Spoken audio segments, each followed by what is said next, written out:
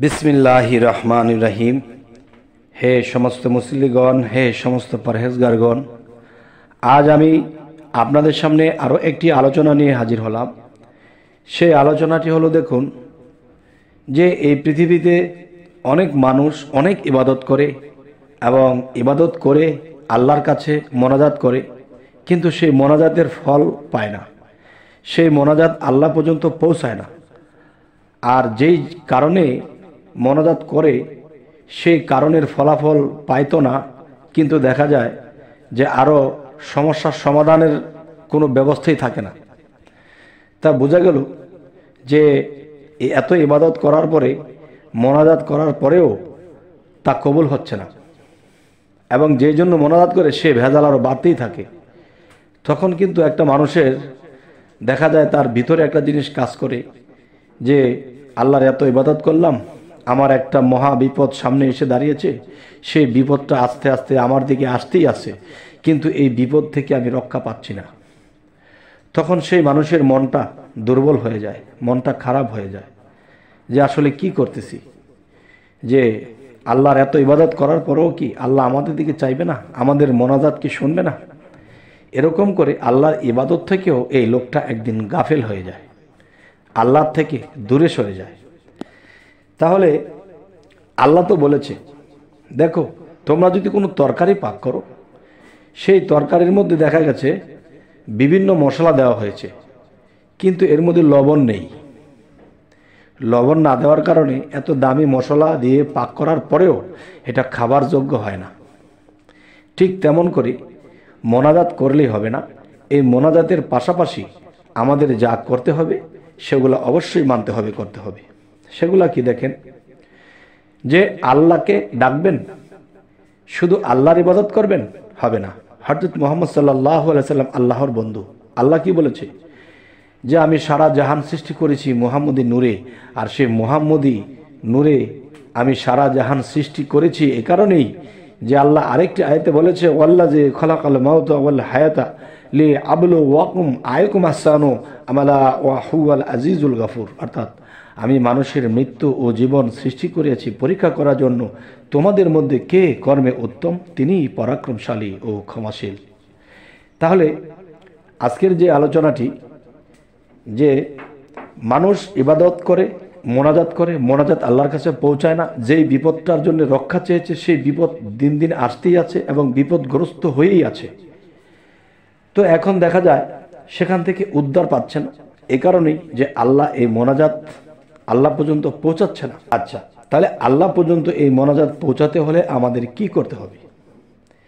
সেটি হলো, দেখুন যে আপনি যখন সরাসরি প্রধানমন্ত্রীর কাছে যাবেন যে আমার গ্রামে কারেন্ট লাগবে, বিদ্যুৎ লাগবে, তখন প্রধানমন্ত্রীর কাছে তো আপনি যেতেই পারবেন না। আর্মি, বিডিআর, পুলিশ দাঁড়িয়ে আছে, আপনাকে এমন কি ধাওয়া দিয়ে দেবে, এখানে কেন আসো, কে তুমি, তোমাকে চিনি না। এরপর দেখা যায় এক প্রকার বন্দুক দিয়ে বাড়ি দিতে পারে, এরপর যদি জোর করেন এরপর এমন কি গুলিও করে দিতে পারে। তাহলে বোঝা গেল কি, প্রধানমন্ত্রী পর্যন্ত আপনার আর আমার যাওয়া সম্ভব নয়। তখন কি করতে হবে? তখন আমরা মুহাম্মদ সাল্লাল্লাহু আলাইহি সাল্লাম এই নামের দরুদ পাঠ করব। এই দরুদ পাঠ করার মানে যে আল্লাহর দোস্ত, আল্লাহর দোস্তের দোহাই দিয়েছি যে হে আল্লাহ, আপনার প্রাণ প্রিয় দোস্ত হযরত মুহাম্মদ সাল্লাল্লাহু আলাইহি সাল্লাম, আমরা তার দোহাই দিচ্ছি। কিন্তু তরিকতের জগতে যারা আছে তারা আরেকটা ভাবে করে, সেটাতে আমি যাব না, যেহেতু শরীয়তের মানুষের যেভাবে বলতে হয় সেভাবে বলছে। আচ্ছা, যখন রাসূলের দোহাই দিবে, নবীর দোহাই দিবে, হে আল্লাহ, আপনার বন্ধুর উসিলা করে আপনার বন্ধুর দরুদ পাঠ করেছি, আপনার বন্ধুর নাম নিয়েছি, হযরত মুহাম্মদ সাল্লাল্লাহু আলাইহি সাল্লাম, তার উসিলায় আপনি আমার দোয়া কবুল করুন। এ হলো একটা দোয়া কবুলের একটা স্থান। আচ্ছা, এরপরে দোয়া কবুলের জন্য আরেকটা বিষয় আছে, সেটি হলো আল্লাহরই একটা নাম। সেই নামটি হলো কি, ইয়া মুজিবু, ইয়া মুজিবু। আচ্ছা, ইয়া মুজিবু নামটি দেখা যায় একজন মানুষ যখন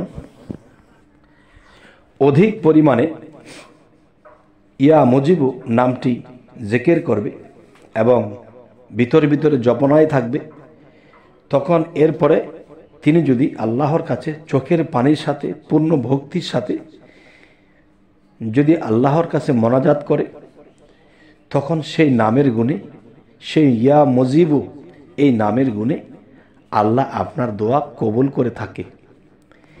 আচ্ছা, এখন আমাকে অনেকে এরকম বলে থাকে যে ওই নামের গুণে যে আল্লাহ দোয়া কবুল করে থাকে, এটা আপনি কোথায় পেলেন?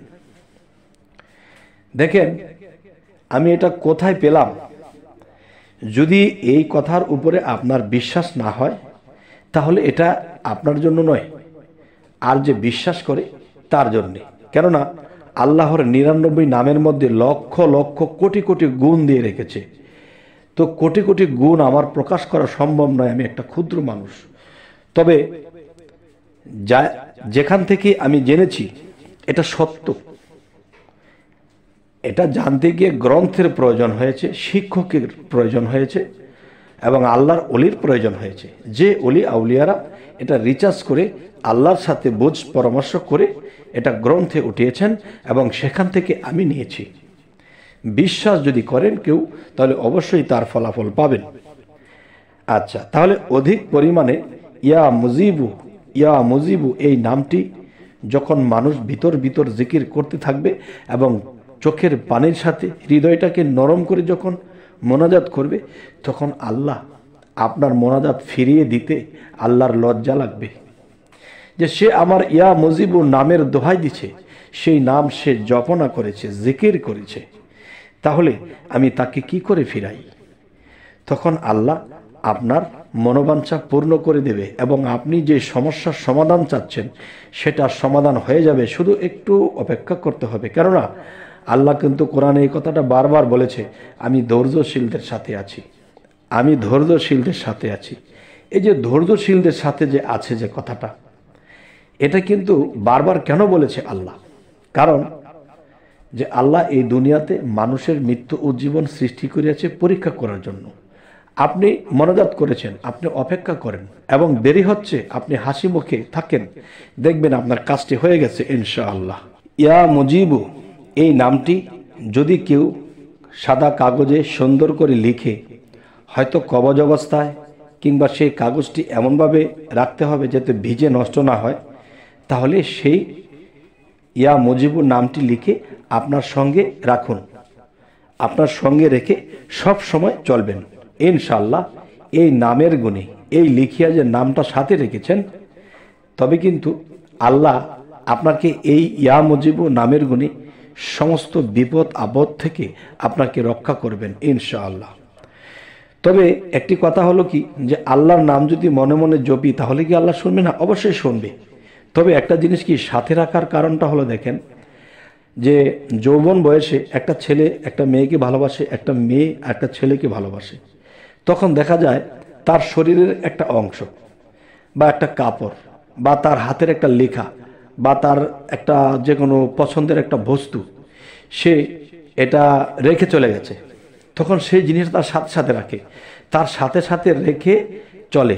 কারণ এত মহব্বত সে, আর সেই মহব্বতের মানুষের একটা অংশ আমার কাছে আছে, এটাকে সযতনে রাখে। তখন সে যখন জানতে পারে যে আমার বন্ধু আমাকে এত ভালোবাসে, সে আমাকে দেখে নাই, আমাকে পায় নাই, কিন্তু আমার জিনিসটাতে তার সামনে রাখে, তার সাথে রাখে, তাহলে সে আমাকে কত ভালোবাসে।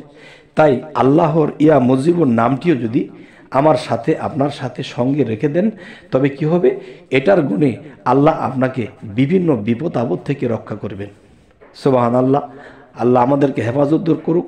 আলহামদুলিল্লাহ, আল্লাহ অবশ্যই করে থাকেন। তবে আরও একটি বিষয় হলো, আমাদের চ্যানেলে যারা নতুন আছেন অবশ্যই সাবস্ক্রাইব করে নেবেন, পরবর্তীতে যেন আপনাদের সামনে আরও ভালো কিছু আলোচনা নিয়ে হাজির হতে পারি। সকলেই ভালো থাকবেন। আল্লাহ হাফিজ।